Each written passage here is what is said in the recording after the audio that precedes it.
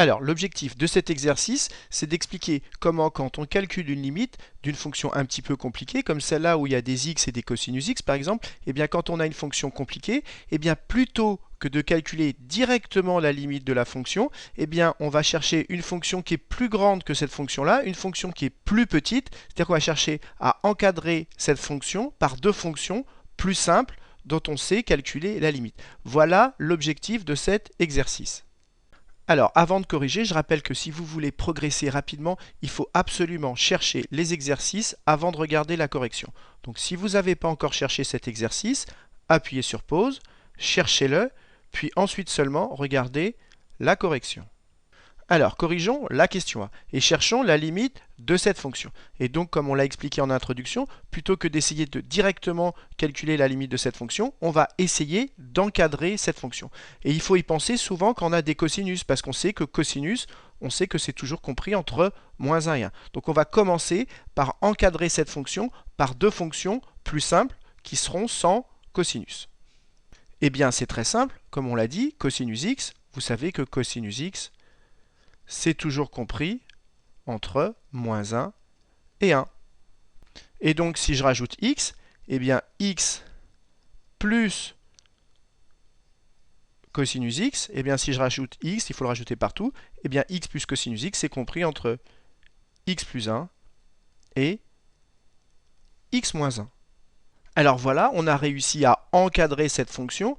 Elle est encadrée entre x plus 1 et x moins 1. Et maintenant, il suffit de faire tendre x vers plus l'infini. Alors, je vais le faire au brouillon. Si x tend vers plus l'infini, ben plus l'infini plus 1, ce bloc-là, il va tendre vers plus l'infini. Et ce bloc-là, si x tend vers plus l'infini, eh bien, plus l'infini moins 1, là encore, ceci tend vers plus l'infini.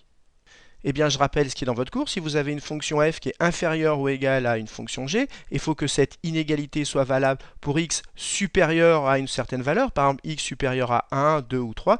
Eh bien, si cette inégalité est vraie et que la fonction f tend vers plus l'infini quand x tend vers plus l'infini, ça veut donc dire que g est plus grande qu'une fonction f qui tend vers plus l'infini. Donc si g est plus grande qu'une fonction f qui tend vers plus l'infini, eh bien on en déduit que g tend aussi vers plus l'infini. C'est ce que dit ce théorème. Et c'est ce qu'on appelle un théorème de comparaison. Pourquoi? Parce qu'on compare la fonction g à la fonction f. Eh bien, c'est exactement la situation dans laquelle on est. Cette fonction-là, elle est bien inférieure ou égale à celle-là, et celle-là tend bien vers plus l'infini. Donc, d'après ce théorème, on en déduit que la fonction qui nous intéresse tend aussi vers plus l'infini. Et la partie droite, eh bien, tout simplement, on ne l'a pas utilisée. Et dernier point important, cet encadrement qu'on a utilisé, je répète que ce théorème, pour que on puisse l'utiliser, il faut que cette inégalité soit valable pour x supérieur à une certaine valeur. Et bien, ça tombe bien, cosinus x compris entre moins 1 et 1, ça c'est vrai pour tout x. Donc, a fortiori, pour x supérieur à une certaine valeur. Donc, il faut bien rajouter, avant de faire l'encadrement, que cet encadrement, il est valable pour tout x réel. Et maintenant, il n'y a plus qu'à rédiger que cette limite, ça va être plus l'infini. Pourquoi? Parce que cette fonction-là, elle est plus grande que celle-là qui tend vers plus l'infini. Et donc j'écris sur ma copie uniquement la partie gauche que j'ai recopiée ici. Et ensuite je rajoute que la limite de x-1 quand x tend vers plus l'infini, c'est plus l'infini. Et donc comme cette fonction est plus grande qu'une fonction qui tend vers plus l'infini, on rajoute, on marque par comparaison, on en déduit que la limite de cette fonction-là, quand x tend vers plus l'infini, c'est plus l'infini. Donc, j'insiste bien sur la technique. Quand vous avez la limite d'une fonction à calculer, surtout s'il y a des cosinus ou des sinus, pensez plutôt que de calculer directement la limite, eh bien pensez à encadrer la fonction, comme on l'a fait ici, entre deux fonctions. Vous cherchez les limites de celle-là, vous cherchez la limite de celle-là, et vous essayez d'en déduire par comparaison la limite de la fonction qui vous intéresse. Alors, passons à la question B. On nous demande de chercher la limite de cette fonction quand x tend vers plus l'infini. Alors, commençons par chercher au brouillon la limite de chaque bloc. Si x tend vers plus l'infini, donc ce bloc-là tend vers plus l'infini fois 3, ça tend vers plus l'infini. Donc 3x tend vers plus l'infini, et plus l'infini moins 1, ça tend encore vers plus l'infini. Donc tout ce bloc-là tend vers plus l'infini. Quant au dénominateur, x tend vers plus l'infini, donc ce bloc-là tend vers plus l'infini. Et le sinus, vous savez que sinus x c'est compris entre moins 1 et 1. Donc 2 sinus x c'est compris entre moins 2 et 2. Donc ça veut dire qu'à x, on va lui enlever un nombre qui est compris entre moins 2 et 2. Comme x devient infiniment grand et qu'on lui enlève un nombre compris entre moins 2 et 2, vous doutez bien qu'intuitivement, eh bien x moins 2 sinus x, ça va tendre vers plus l'infini. Pourquoi? Parce que je le répète, celui-là devient x devient infiniment grand et on lui enlève un nombre compris entre moins 2 et 2, donc ça reste intuitivement infiniment grand. Donc finalement, on va se retrouver dans une situation du type l'infini sur l'infini. Et vous savez que ça, c'est une forme indéterminée. Alors justement, c'est l'occasion de rappeler les 4 formes indéterminées que vous devez connaître. L'infini moins l'infini sur l'infini, c'est exactement la situation dans laquelle on est, 0 sur 0 et 0 fois l'infini. Et dès que vous êtes dans un de ces 4 cas, ça veut dire qu'on ne peut pas conclure directement et qu'il va falloir faire un calcul supplémentaire. Et bien justement, quand on a une forme indéterminée en plus ou moins l'infini, c'est-à-dire quand x tend vers plus ou moins l'infini exactement comme dans ce cas-là, eh bien, il faut penser à mettre en facteur le terme prépondérant, c'est-à-dire le terme qui pèse le plus lourd. Et bien donc, vous voyez bien qu'entre x et sinus x, comme x tend vers plus l'infini, ben, x tend vers plus l'infini, alors que sinus x est toujours compris entre moins 1 et 1. Donc le plus lourd, le prépondérant en plus l'infini entre x et sinus x, c'est x. Donc au dénominateur, ici, il va falloir penser à mettre x en facteur. Eh bien, vous ferez pareil au numérateur. Ensuite, il faut penser à simplifier. Et ensuite seulement, il faut chercher la limite. Et vous verrez que ce sera beaucoup plus simple pour trouver la limite après avoir mis en facteur et après avoir simplifié. Ce sera beaucoup plus simple pour trouver la limite de cette fonction. Alors la fonction que j'avais ici, je l'ai réécrite là. Et maintenant, je vais mettre en facteur le terme prépondérant au numérateur. Et entre 3x et 1, celui qui pèse le plus lourd en plus l'infini, c'est 3x. Je vais donc mettre x en facteur au numérateur. Donc j'écris x, j'ouvre une parenthèse. Et pour savoir ce qu'il y a dans ma parenthèse, je divise tout mon numérateur par x. Donc 3x divisé par x, ça fait 3, moins 1 divisé par x, c'est-à-dire 1 sur x. Et si vous n'êtes pas convaincu de ceci, ben regardez, développer, x fois 3, ça fait 3x, moins x fois 1 sur x, ça fait bien 1. Donc ici et là, on a écrit exactement la même chose, mais ici on a mis x en facteur, le terme prépondérant. Alors maintenant, passons au dénominateur, on va mettre en facteur le terme prépondérant. Là encore, c'est x le terme prépondérant. Donc je mets x en facteur, j'ouvre une parenthèse et je divise tout ceci par x. Donc x divisé par x, ça fait 1, moins, j'ai 2 sinus x divisé par x. Et là encore, si vous n'êtes pas convaincu, eh bien développez ceci et vous verrez que vous tomberez là-dessus. Donc voilà, on a mis en facteur le terme prépondérant au numérateur, c'était x. On a fait pareil au dénominateur, le terme prépondérant, là encore c'était x. Et maintenant on va simplifier, donc ici on peut simplifier par x. Et donc il reste tout simplement 3 moins 1 sur x sur ceci.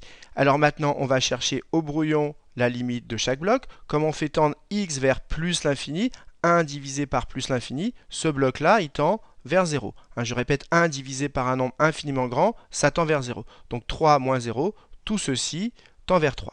Maintenant, le problème, ça va être de trouver la limite de sinus x sur x. Et bien justement, quand x tend vers plus l'infini. Et bien justement, pour trouver cette limite, on va utiliser un encadrement. Comme à la question A, on va partir du fait que sinus x est toujours compris entre moins 1 et 1. Donc j'écris que sinus x est toujours compris entre moins 1 et 1. Et maintenant, je vais diviser par x. Donc j'écris sinus x sur x, ça va être compris entre 1 sur x et moins 1 sur x. Mais faites bien attention, ici on a divisé par un nombre x. Mais pour diviser, pour pas que ça change l'ordre, vous voyez bien qu'ici on n'a pas changé l'ordre. Quand on divise par un nombre, si le nombre est négatif, ça change l'ordre. Et si le nombre est positif, ça ne change pas l'ordre. Ici, vous voyez qu'on n'a pas changé l'ordre. Donc ça veut dire qu'on a supposé que x est positif. Eh bien c'est le cas, on va supposer que x est positif, puisqu'on fait tendre x vers plus l'infini. Et par ailleurs, ici, regardez, on a divisé par x. Donc là encore, il faut supposer que x n'est pas nul. Donc 1, on suppose que x n'est pas nul. 2, ici, comme on divise par x et qu'on ne veut pas que ça change l'ordre, on va supposer x positif. Donc x non nul, x positif. On va supposer x, on le marque avant de faire son calcul, x strictement positif. Et j'insiste bien, c'est important, avant de faire vos calculs, d'écrire qu'on va choisir x strictement positif. Pourquoi? Parce que ici on divise par x, donc on veut qu'il soit différent de 0. Et ici, on divise encore par x dans une inégalité. Donc pour pas que ça change l'ordre, il faut diviser par un nombre positif. Donc on choisit x strictement positif pour ces deux raisons. Et ça ne nous gêne pas parce que de toute manière, on fait tendre x vers plus l'infini. Donc on peut bien le choisir strictement positif. Et maintenant, on a presque fini parce que x je rappelle qu'on le fait tendre vers plus l'infini. Donc 1 divisé par un nombre infiniment grand, ce bloc-là, il tend vers 0. Et ce bloc-là, pour les mêmes raisons, moins 1 divisé par un nombre infiniment grand, là encore, il tend vers 0. Et vous savez, c'est le théorème des gendarmes, que si une fonction est comprise entre deux fonctions qui ont la même limite, eh bien la fonction qui est au milieu, qui est coincée entre ces deux fonctions, elle tend également vers la même limite. Donc ici, comme sinus x sur x est coincé entre deux fonctions qui tendent toutes les deux vers 0, eh bien sinus x sur x tend vers 0 en plus l'infini. Et maintenant, il n'y a plus qu'à l'écrire sur sa copie. Et donc j'écris sur ma copie que la limite de moins 1 sur x en plus l'infini et que la limite de 1 sur x en plus l'infini, ces deux limites valent 0. Et donc d'après cette double inégalité, comme cette fonction tend vers 0, comme cette fonction tend vers 0, et bien d'après le théorème des gendarmes, la fonction qui est coincée entre les deux, c'est-à-dire la limite de sinus x sur x, c'est également 0. Voilà la limite de sinus x sur x en plus l'infini. Donc on a trouvé la limite de ce bloc-là.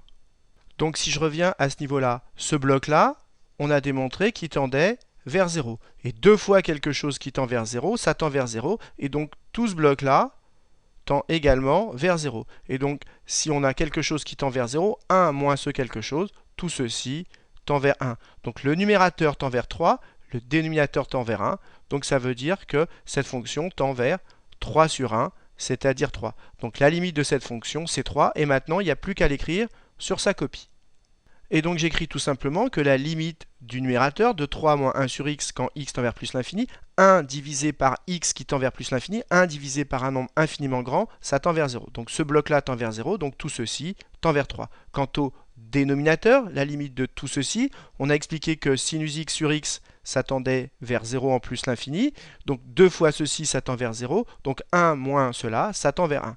Et donc ensuite, on écrit par quotient, puisqu'entre le numérateur et le dénominateur, c'est un quotient. On en déduit que la limite de tout ceci, mais c'est la limite de cela. Eh bien, la limite de cela, c'est quoi? C'est 3 sur 1, c'est-à-dire 3. Voilà qui termine la recherche de la deuxième limite, et donc qui termine cet exercice.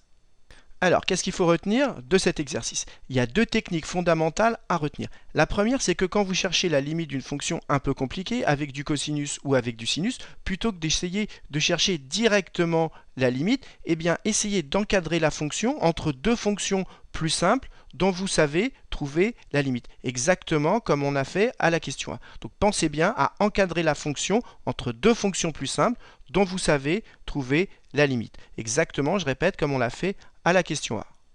La deuxième technique à laquelle il faut penser, quand vous cherchez la limite d'une fonction en plus l'infini ou en moins l'infini, eh bien il faut penser que x l'emporte sur sinus x ou que x l'emporte sur cosinus x. Donc pensez à mettre x en facteur, comme ça vous retrouvez avec quelque chose de la forme sinus x sur x ou cosinus x sur x, et ça c'est assez facile de trouver la limite, parce que là vous utilisez un encadrement. Vous partez du fait que sinus x c'est compris entre moins 1 et 1, vous partez comme ceci, et ensuite vous n'avez plus qu'à faire le même calcul qu'on vient de faire là. Donc je répète, deux techniques. Premièrement, pensez à encadrer la fonction avec des fonctions plus simples, et deuxièmement, pensez à mettre le terme le plus gros, celui qui pèse le plus lourd, en facteur. Donc entre x et sinus x, pensez à mettre x en facteur. Voilà les deux techniques qu'il faut retenir et qu'on utilise dans de très nombreux exercices.